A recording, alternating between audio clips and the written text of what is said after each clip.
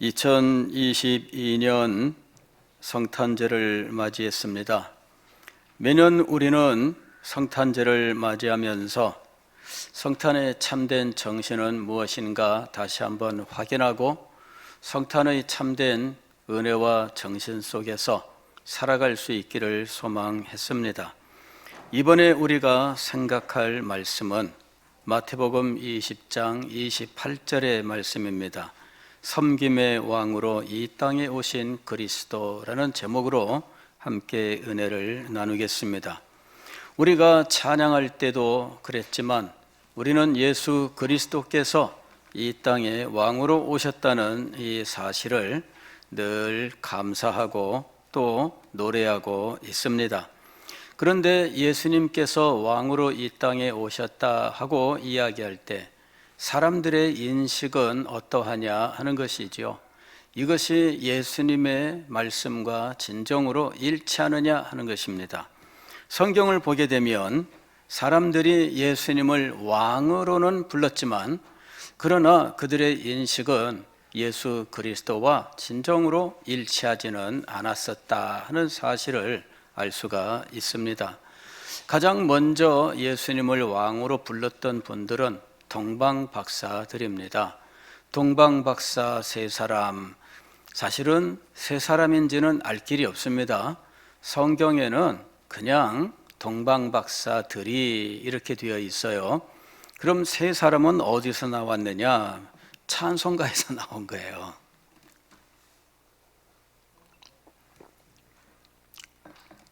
과거에 어떤 분이 동방박사들이 아기 예수님을 찾아가서 세 가지 예물을 드렸다. 황금과 유향과 몰약이다. 그래서 한 사람이 선물 하나씩 이렇게 가지고 왔다. 이렇게 생각을 하고 세 사람 이렇게 이야기를 한 거죠.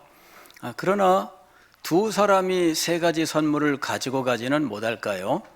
그거는 꼭 한 사람이 선물 하나 이렇게 말할 수는 없지요. 동방박사는 복수로는 되어 있는데 몇 명인지는 분명하지 않습니다. 두 사람일 수도 있고 세 사람일 수도 있고 네 사람일 수도 있고 혹은 그 이상일 수도 있습니다. 사막을 다니는 사람들은 두세 사람이 다닐 수가 없어요. 사막을 다니면 낙타를 끌고 타고 물건들을 싣고 자기가 먹고 마실 것들을 싣고 다니다 보면은 아주 많은 사람이 한 팀이 돼야 돼요. 그래서 동방박사가 세 사람만 짠 하고 나타났다라고 생각하기에는 참 힘들고 어렵지요. 자, 어쨌든 이 동방박사들이 아기 예수의 탄생을 축하하러 왔는데 그들은 아기 예수를 어떻게 표현했느냐 하면 유대인의 왕이라고 표현한 거예요. 유대인의 왕으로 나시니가 어디 계시뇨라고 하는 것이죠. 그들은 예수 그리스도를 유대인의 왕으로 생각한 거예요. 자그마한 한 나라, 그러나 옛날부터 예언된 신비한 왕, 이제 이분을 유대인의 왕으로 생각을 했던 것입니다. 또 예수님을 왕으로 여겼던 사람이 있었는데 헤롯 왕입니다. 그는 예수님을 아기 때부터 자기의 왕권을 위협하는 대적자로 생각을 해서 2살 밑으로 아기들을 모두 죽이는 만행을 저질렀습니다. 그는 예수님을 왕으로 여겼다기보다는 자기의 왕권을 대적할 수 있는 잠재적인 경쟁자로 여겼고 이 경쟁자를 제거하는 이런 이 권모술수를 발휘한 무자비한 존재가 되었던 것입니다. 세 번째로는 예수님의 제자들과 예수님을 따르던 사람들이 있습니다. 그 사람들이 예수 그리스도를 왕으로 여겼어요. 예수님께서 예루살렘으로 올라가시는데 한 번은 어느 날 조용히 세베대의 아들들의 어머니, 즉 야고보와 요한의 어머니가 예수님을 찾아왔습니다. 주님, 지금 예루살렘에 올라가시면 이제 왕이 되시는 것이지요. 그렇다면 두 아들을 왕 좌우편에 앉게 하여 주옵소서, 이렇게 와서 말씀을 드렸어요. 세베대의 아들들의 어머니라고 하는 이분은 아주 큰 부자입니다. 이 집안이. 그리고 예수님께서 선교 사역을 하러 갈릴리 지역에서 혹은 유대 지방에서 말씀을 전하실 때 그 사역을 위하여 헌금을 많이 했던 인물이에요. 그 사역을 위해서 뒤에서 뒷바라지를 했던 인물이 바로 세베대의 아들들의 어머니였어요. 그런데 이분이 예수님이 왕이 되시면 아들들이 좀 높이 쓰임 받으면 좋겠다 해서 찾아와서 말씀을 드린 거지요. 참 후원을 많이 한 사람이니까 나중에 왕이 되면 좀 많은 몫을 주어야 되지 않겠습니까? 이게 이제 세상의 원칙이에요. 그러나 예수님께서 말씀하셨습니다. 내 나라는 세상의 나라와 같지 않다. 과연 이 아들들이 내 잔을 마실 수 있겠느냐? 그랬더니 이 어머니가 아들들에 대해서 굉장히 자신감을 가지고 대답을 합니다. 그렇습니다. 이 잔이 무엇인지 알지 못한 거예요. 이 잔은 예수님의 십자가예요. 예수님께서 지금 십자가를 앞두고 예루살렘으로 올라가고 계시는 거예요. 예수님이 왕이 되시기는 하지만 그러나 예수님의 왕직은 세상 사람들이 생각하는 왕직과 달랐습니다. 제자들이나 이 어머니나 당시 유대인들이나 이 왕에 대해서 가지고 있는 이 인식이 있습니다. 그것은 구약 성경에 약속된 다윗 왕국의 회복과 연관되어 있어요. 다윗의 왕위가 영원하리라. 바벨론에게 멸망했지만 이제 다시 회복되는 때가 찾아올 것이고 다시 회복되는 그 나라의 왕은 다윗의 후손일 것이다. 그래서 예수 그리스도를 향하여 다윗의 후손이요, 다윗의 후손이요 라고 불렀던 것이에요. 다윗의 후손으로서 그는 당연히 로마의 식민지로 있는 이 유대인들을 위하여 다윗의 왕국을 회복하게 될 것이라고 생각했던 것이죠. 일반 유대인들은 메시아가 오면 그는 다윗 왕국을 회복할 것이다 라고 생각을 했고, 제자들은 예수님이 메시아임을 믿었으므로 당연히 다윗 왕국을 회복할 것이라고 생각한 것입니다.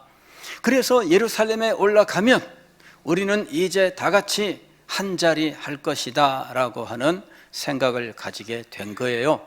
그래서 서로 누가 더 예수님과 가까운가, 누가 더 예수님에게 많은 공로를 행했는가, 누가 더 높은 자리를 차지해야 할 것인가, 서로 시기하고 질투하고.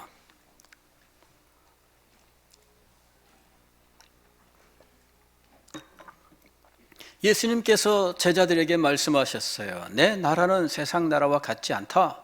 세상 나라는 군림하는 것입니다. 한 사람을 위하여 모든 사람이 섬기는 것, 이것이 세상 나라의 왕이에요. 왕 한 사람을 위해서 모든 사람이 섬깁니다. 높은 데로 올라가면 올라갈수록 섬겨야 할 사람의 숫자가 적어져요. 그리고 가장 높은 사람, 가장이란 말을 붙이기는 어렵지만 왕 밑에 가장 높은 사람은 오직 몇 사람만 섬기면 될까요? 한 사람만 섬기면 되는 거죠. 왕만 섬기면 돼요. 그리고 그 밑에 있는 모든 사람들은 자기 위에 있는 사람을 섬겨야 돼요. 이것이 세상 나라입니다. 그리고 왕은 세상 나라에서 어떤 영광을 누리고 또 착취하고 억압하고 하는 이런 존재라고 하는 것이죠. 그리고 제자들은 예수님이 왕이 되시면 자기들도 동일하게 세상 나라와 같은 모습을 갖게 될 것이라고 기대를 했던 거예요. 깨닫지 못했던 제자들의 상태가 바로 그와 같은 것입니다. 자, 예수님께서는 세상 나라와 내 나라는 같지 않다라고 말씀하셨어요. 한 사람의 자유를 위하여 모든 사람이 섬기는 형태가 세상 나라라면 예수님의 나라는 한 사람의 섬김을 통해 모든 사람이 자유를 누리게 되는 나라입니다. 이게 정반대예요. 세상 나라는 한 사람을 위해입니다. 한 사람을 위해 모든 사람이 섬겨요. 그러나 예수님의 나라는 한 사람이 모든 사람을 위해 섬기는 거예요. 이것이 예수님의 나라예요. 정반대예요. 그래서 예수님은 뭐라고 말씀하셨습니까? 우리가 오늘 읽은 말씀을 보면은 예수께서 이르시되 내가 여기 보면은 20장 28절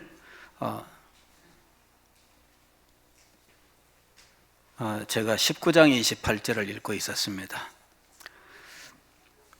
인자가 온 것은 섬김을 받으려 함이 아니라 도리어 섬기려 하고, 여기 보면은 섬긴다라고 말씀하셨어요.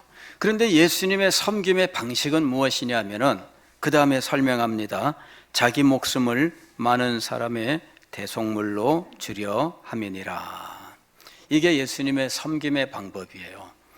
여기 대속물이라고 하는 것은, 이것은 헬라어로는 리트론이라고 하는 말인데, 이 말은 어떤 의미냐면, 여기 노예가 있다면 노예의 자유를 위하여 그의 몸값을 지불하는 것을 의미하는 거예요. 이 몸값을 지불하면 노예는 자유를 얻게 되는 것이지요. 그러니까 이 몸값이 바로 다른 말로는 속전 이런 식의 말로도 씁니다. 이 속이라고 하는 것이 바로 몸값을 말하는 거예요. 그래서 속전하게 되면은 몸값 이렇게 얘기하는 거죠. 그러니까 여기 노예가 있습니다. 그는 자유가 없어요. 그는 주인에게 매여 있습니다. 그런데 어느 날 그가 몸값을 지불한다면 자유를 얻게 되어 있다는 것이지요. 그런데 문제는 무엇이냐면 본인은 몸값을 낼 수 있는 능력이 없다는 것이에요. 자기는 몸값을 낼 수 있는 능력이 없습니다. 그런데 누군가 그를 대신하여 몸값을 내어준다면 그는 자유를 얻게 되는 거예요. 바로 이러한 개념이 바로 이 대속물이라고 하는 말 속에 들어있는 것입니다. 자기 목숨을 많은 사람의 대속물로 주려 함이니라. 즉 예수님께서 죄의 종이 되어 있고 사망의 지배 가운데 있는 죄인들을 위하여, 그들의 자유를 얻기 위하여 자기 목숨을 값으로 대신 주셨다라고 하는 것입니다. 여러분, 이 세상의 모든 인간들은 타락한 이후에 죄의 종이 되어 있습니다. 그래서 죄가 주인이 되어서 그의 삶을 좌지우지하고 있다는 이야기입니다. 그는 아무리 선을 행하고자 하나 그러나 선을 행할 수 있는 능력은 없어요. 선을 행하고자 한다는 것도 실상은 우리 죄인들에게는 사실은 존재하지 않는 말입니다. 선을 행하고자 하는 말이 아니에요. 자기에게 유익이 되는 동안만 선을 행하려고 하는 것이 죄인들의 특징이죠. 자기의 유익을 위하여 선을 행할 마음은 있으나 선 그 자체를 추구하지는 않습니다. 죄의 종이 되어 있는 인간의 모습입니다. 그리고 그는 사망에 빠지게 되어 있어요. 그래서 죄의 지배, 사망의 지배 속에서 억압받고 있는 존재가 바로 죄인들인 것입니다. 그런데 이 죄인들을 자유케 하는 일이 일어났습니다. 누가 이 자유를 그들에게 주었을까요? 자기 스스로에게는 줄 수가 없어요. 왜냐하면 죄의 값은 사망, 자기의 목숨으로 갚아야 돼요. 죄값을 받고 나면 죽기 때문에 더 이상 아무것도 남지 않습니다. 그런데 예수 그리스도께서 그들을 죄의 종의 상태로부터, 사망의 지배로부터 자유케 하기 위하여 예수님의 생명을 자유의 몸값으로 지불을 하신 거예요. 이것이 예수님의 섬김입니다. 한 사람이 자기의 목숨을 바쳐 희생함으로 모든 사람이 자유를 얻게 되는 일, 바로 이것이 예수 그리스도의 섬김이에요.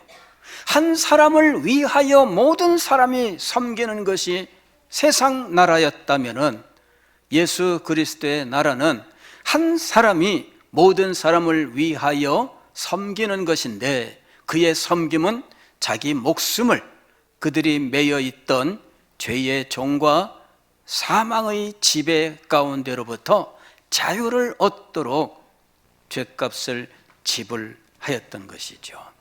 바로 이것이 대속물이에요. 오늘 우리는 예수 그리스도께서 이 땅에 왜 오셨는지를 분명히 알아야 됩니다. 기본적으로 이 세상은 타락한 세상입니다. 하나님께 범죄하였고 하나님의 뜻을 거부하였고 하나님께 반역을 한 존재입니다. 그리고 그들은 하나님께 대하여 등 돌리고 하나님께 대하여 거부하는 삶을 살고 있었던 것입니다. 그래야 그들의 삶에는 정죄, 즉 죄의 선고로 인한 형벌이 있고 그 형벌로 말미암아 비참한 가운데 살게 되어 있는 것입니다. 우리가 2년 동안 이 코로나19 바이러스의 이 팬데믹 상황으로 참 얼마나 많은 어려움을 겪고 있는지 모릅니다. 아마 어젯밤에도 크리스마스 이브, 참 굉장히 기쁘고 즐거운 날이지만 아마 웬만한 분들은 다 집에 계셨을 거예요. 팬데믹으로 인해서 우리는 꼼짝 못해요. 이게 다 어디서 온 걸까요? 이게 다 죄와 사망의 지배하에서 일어나는 일들이에요. 죄로 말미암아 이 세상에 사망이 들어왔습니다. 그리고 이 죄는 끊임없이 우리의 의지를 속박하고 있어요. 이게 노예의지라고 부르는 거예요.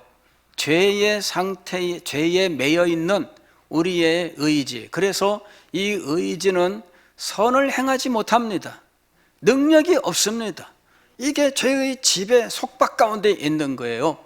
그리고 죄의 속박 가운데 있는 존재들은 모두 죽을 수밖에 없어요. 이 죽음으로 달려가고 있는 존재들입니다. 그리고 이 죽음의 두려움이 우리에게 늘 위협을 하고 있는 상황이에요. 죽음은 어떻게 하나, 이런 두려움이 우리에게 늘 있어요. 그리고 질병과 가난과 재난과 이런 것들이 끊임없이 우리의 생명을 위협하고 우리의 삶을 무너뜨리고 있는 거예요. 최근에 미국에서 해리케인이라고 하는 이 태풍이 불어왔는데 이것이 미국에 엄청난 많은 피해를 주었죠. 그 수없이 아주 굉장히 많은 사람이 죽었어요. 공장이 하나 있었는데 그 공장이 통째로 무너지면서 그 안에서 있던 사람들이 굉장히 많이 죽었어요. 아니, 미국 같은 나라도 그럴까? 근데 미국 같은 나라도 그러더라고요. 왜? 이게 죄와 사망의 지배 가운데 있는 인간의 비참한 상황이에요.